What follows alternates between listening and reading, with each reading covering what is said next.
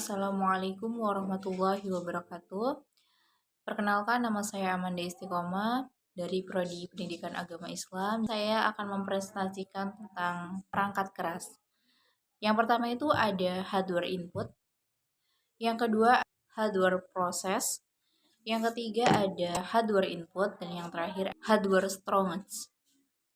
Hardware input itu adalah suatu perangkat keras yang dimana fungsi dari hardware input tersebut untuk menginput data-data ataupun memasukkan data-data ke dalam suatu komputer gitu ya. Perintahnya yang dimasukkan ke dalam komputer itu akan diproses. Nah, contoh dari hardware input itu ada mouse ya teman-teman, ada juga keyboard, itu salah satu contoh dari hardware input.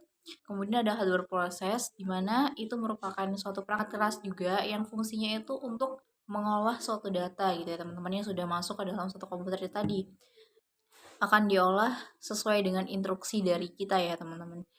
Nah, bentuk dari hardware proses ini itu CPU ya teman-teman, ataupun otaknya dari suatu komputer itu tadi.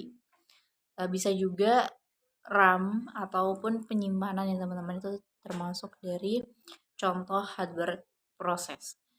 Nah, kemudian ada hardware output, dimana itu kayak mengeluarkan kayak gambar gitu teman-teman, hasil dari hardware proses itu tadi teman-teman.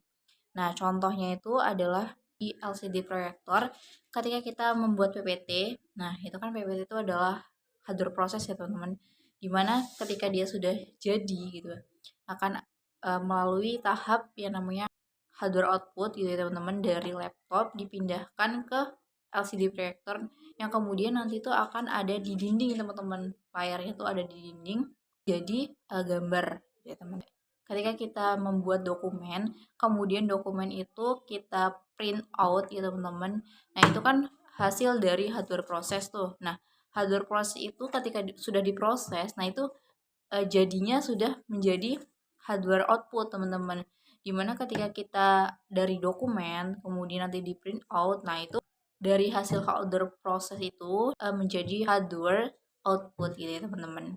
Yang terakhir itu ada hardware storage ya teman-teman, dimana itu menyimpan data-data kita ketika sudah ada di hardware output, kemudian nanti disimpan di hardware storage teman. Nah, fungsi dari hardware storage itu gunanya untuk menyimpan data-data kita yang sudah kita buat. Contohnya itu flash disk ya, bisa nyimpan di flash disk, kemudian memory card di Google Drive gitu. Jadi kesimpulannya adalah di hardware input kita menginput sesuatu ke dalam perangkat keras gitu ya teman-teman, bisa laptop, bisa HP. Kemudian nanti ada hardware proses, diproses itu ya data-datanya. Kemudian nanti yang ketiga itu ada hardware output. Nah, proses data itu kemudian nanti diubah menjadi apa yang kita inginkan teman-teman, bisa gambar, bisa garis. Kemudian yang terakhir itu adalah hardware strong, di mana data-data kita itu bisa kita simpan gitu ya teman-teman. Mungkin sekian yang bisa saya sampaikan. Saya akhiri, wabillahi taufiq wal hidayah. Wassalamualaikum warahmatullahi wabarakatuh.